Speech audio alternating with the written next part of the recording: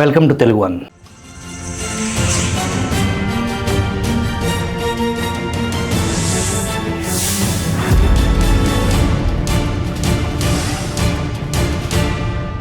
Retired DG Aluri Bala Venkateswara Rao, ఆయనే AB వెంకటేశ్వరరావుగా ప్రజలకు పరిచయం. పోలీస్ హౌసింగ్ కార్పొరేషన్ చైర్మన్గా ఏబీవీ రావును నియమిస్తూ కూటమి సర్కార్ జీవో విడుదల చేసింది.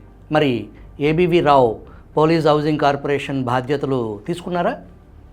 త్వరలో తీసుకుంటారా? అసలు ప్రభుత్వం జీవో ఇచ్చే ముందు మేము మీకు పలానా పదవి ఇవ్వాలనుకుంటున్నాము, మీకు సమ్మతమేనా అని ప్రభుత్వం తరపున ఎవరైనా ఏబీకి సమాచారం ఇచ్చారా? జీవీ రెడ్డి పరిస్థితి ఏబీకి రాకూడదని ఆయన ముందుగానే ఊహించి ఆ పదవికి దూరంగా ఉన్నారా? ఈ విషయాలపై లోతైన విశ్లేషణ మీ ముందుకు తీసుకురావడానికి మిత్రులు senior journalist Maruti Subrahmanyam 8 page నుంచి ఈ వీడియోలో. ఇప్పటి వరకు ఏబీవీ రావు ఆ పదవి తీసుకోకుండా హైదరాబాద్ వెళ్ళిపోవటానికి తెరవెనుక కారణాలపై పార్టీ వర్గాల్లో ఆసక్తికరమైన చర్చ జరుగుతుంది. జగన్ వేధింపులకు భయపడకుండా ధైర్యంగా ఒంటరిగా హైకోర్టు నుంచి సుప్రీంకోర్టు వరకు న్యాయ పోరాటం చేసి లక్షలాది మంది అభిమానులను సంపాదించుకున్న ఏబీ స్థాయికి ప్రభుత్వం ఇచ్చిన కార్పొరేషన్ చైర్మన్ ఇప్పటిదాకా తీసుకొని ఏబీ వెంకటేశ్వరరావు అసంతృప్తికి కారణం ఏంటి? అది ఆయన స్థాయికి చాలా చిన్నదన్న అభిప్రాయం టీడీపీ వర్గాల్లో చాలా కాలం నుంచి ఉన్నది.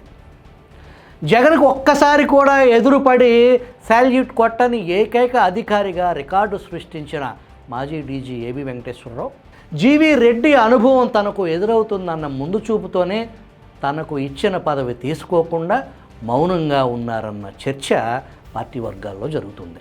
నిజానికి పోలీస్ కార్పొరేషన్ చైర్మన్ ఏబీ స్థాయికి చిన్నదైనప్పటికీ దాంతోపాటు ఎండీ పదవి కూడా ఇచ్చి ఉంటే హుందాగా ఉండేదని కొందరి అభిప్రాయం. 2 పదవులున్న కార్పొరేషన్లో పదవి తీసుకున్నందున దానివల్ల పెద్దగా ఉపయోగం లేకపోయినప్పటికీ నిర్ణయాలు తీసుకునే స్వేచ్ఛ ఉండదని కొన్ని వర్గాలు అభిప్రాయపడుతున్నాయి. డీజీగా రిటైర్డ్ అయిన ఏబీపై ఐజీ స్థాయి అధికారిని ఎండీగా నియమిస్తే ఆయన ఎలా స్వేచ్ఛగా పనిచేస్తారన్న ప్రశ్నలు వినిపిస్తున్నాయి. ఈ విషయం ఆయన నియామక ఉత్తర్వులు ఇచ్చిన సీఎంఓ అధికారులకు తట్టకపోవటంపై అప్పుడే విమర్శించిన విషయం తెలిసిందే. అందుకు తాజాగా తెరపైకి వచ్చిన జీవీ రెడ్డి ఉదంతాన్ని పార్టీ వర్గాలు పోల్చి చెబుతున్నాయి. ఫైబర్ నెట్లో జరుగుతున్న అక్రమాలు, గత జగన్ హయాంలో అడ్డగోలుగా నియమించిన వారిని సాగనంపకుండా ఎండీ దినేష్ కుమార్ వ్యవహరిస్తున్న తీరును జీవీ రెడ్డి ఎండగట్టారు. అంతకుముందు ఆయన తన వాదనను ఎండీకి స్వయంగా చెప్పినా ఎండీ వినిపించుకోకపోవడంతో విసికి వేశారిన జీవీ రెడ్డి ప్రెస్ మీట్ పెట్టి మరీ దినేష్ రాజద్రోహానికి పాల్పడ్డారంటూ ధ్వజమెత్తారు. దాంతో సీఎం చంద్రబాబు జీవీకి ఫోన్ చేసి తీవ్రంగా మందలించినట్లు ప్రచారం జరిగింది. వివరణ ఇచ్చుకునేందుకు వెళ్ళిన జీవీపై సీఎం చంద్రబాబు సీరియస్ అయ్యి ఇద్దరూ కలిసి పనిచేసుకోండని హెచ్చరించి పంపించేశారు. తాను ఎవరిపైనైతే ఆరోపణలు చేశానో అదే అధికారితో కలిసి పనిచేయటం కుదరని పని అని భావించిన జీవీ రెడ్డి తన పదవికి పార్టీ సభ్యత్వానికి రాజీనామా చేయటం టీడీపీలో భూకంపం సృష్టించిన విషయం తెలిసిందే.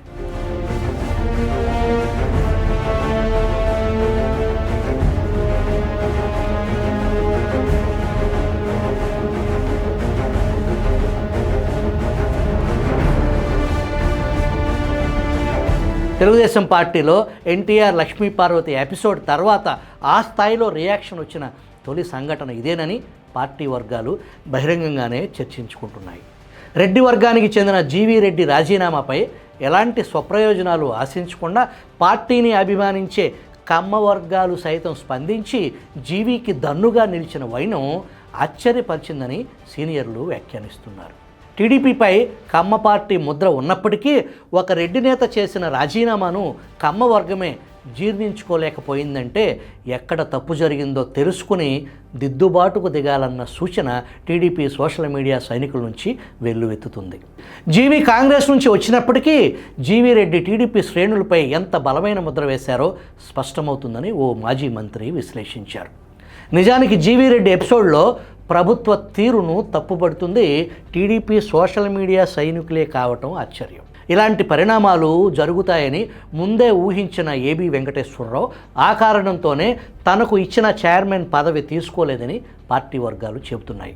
అంత్యనిష్ఠూరం కంటే ఆది నిష్ఠూరమే మంచిదన్న భావనతోనే ఆయన ఆ పదవి తీసుకోకుండా హైదరాబాద్ వెళ్ళిపోయారంటున్నారు. తనకు చైర్మన్ పదవి ఇచ్చినా ఎండీ ఉన్నందున స్వేచ్ఛగా నిర్ణయాలు తీసుకునే అవకాశం ఉండదని ఏబీ ముందుగానే గ్రహించి బాధ్యతలు స్వీకరించకుండా మౌనంగా ఉన్నారంట.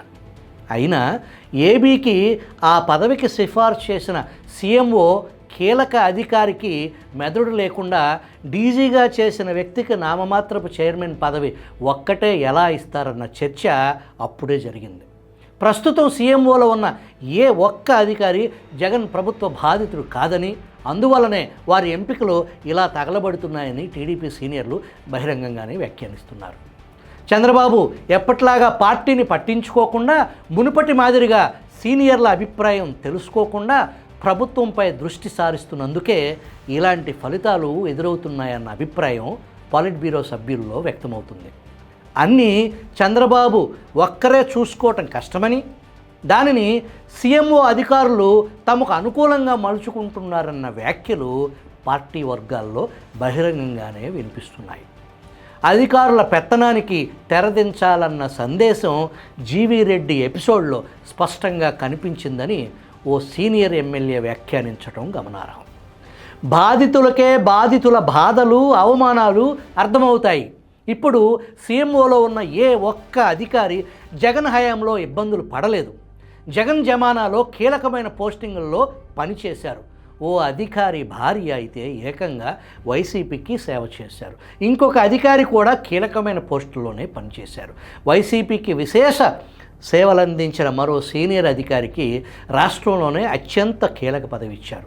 మరి మనది పొలిటికల్ గవర్నెన్స్ అని మనం ప్రచారం చేసుకుంటే కార్యకర్తలు, నాయకులు ఎలా నమ్ముతారు?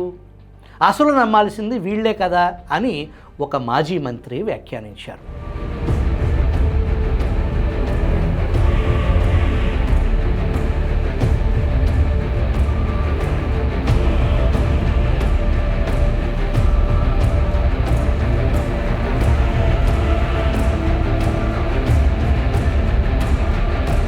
ఏబీ వెంకటేశ్వరరావుకు పోలీస్ హౌసింగ్ కార్పొరేషన్ చైర్మన్గా జీవో ఇచ్చి ఇన్ని రోజులైనా ఆయన పదవి తీసుకోపోవటానికి కారణాలు ఇప్పటి వరకు ఏ ఒక్క ప్రభుత్వ పార్టీ ప్రముఖుడు పిలిచి తెలుసుకోకపోవటంపై పార్టీ సీనియర్లు ఆశ్చర్యం వ్యక్తం చేస్తున్నారు.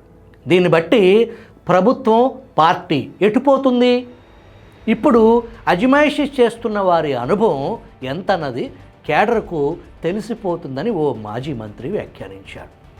అసంతృప్తితో ఉన్న నేతలను పిలిచి మాట్లాడే సంస్కృతి ఎన్టీఆర్ కాలం నుంచి గడచిన 8 నెలల క్రితం వరకు ఉండేదని, ఇప్పుడు దానికి తెరదించేశారన్న వ్యాఖ్యలు సీనియర్లలో వినిపిస్తున్నాయి. ఎన్టీఆర్ సీఎంగా ఉన్న సమయంలో చింతకాయల అయ్యన్న పాత్రుడు అసంతృప్తితో రాజీనామా చేసి అజ్ఞాతవాసంలోకి వెళితే ఆయన్ను అన్నగారు పిలిచి మాట్లాడిన సందర్భాన్ని ఓ మాజీ మంత్రి గుర్తు చేశారు. అయ్యన్న పాత్రుడు ఎవరికీ అందుబాటులోకి లేకుండా వెళితే అన్నగారు విశాఖ నేతలను పురమాయించి అయ్యన్న పాత్రుడిని పిలిపించుకున్నారు. ఒక తండ్రిగా, పార్టీ పెద్దగా నేను నిర్ణయం తీసుకోకూడదా అని ముజ్జగించడంతో అయ్యన్న తన రాజీనామా నిర్ణయాన్ని వెనక్కి తీసుకున్నారు. అలాగే చంద్రబాబు కూడా ఉమ్మడి రాష్ట్ర సీఎంగా ఉన్నప్పుడు, అధికారంలో లేనప్పుడు ఎంతోమంది సీనియర్లను పిలిచి మాట్లాడితే వెనక్కు తగ్గారు. సీనియర్లను పంపించి బుజ్జగించే పని చేసేవాళ్ళు. అసలు ఇప్పుడు అలాంటి వ్యవస్థ ఏది? ఇతర పార్టీల నుంచి వచ్చిన వారితో పని చేయించుకుందాం, ఉండేవాళ్ళు ఉంటారు, పోయేవాళ్ళు పోతారన్న భావనతో ఉన్నట్టు కనిపిస్తుంది.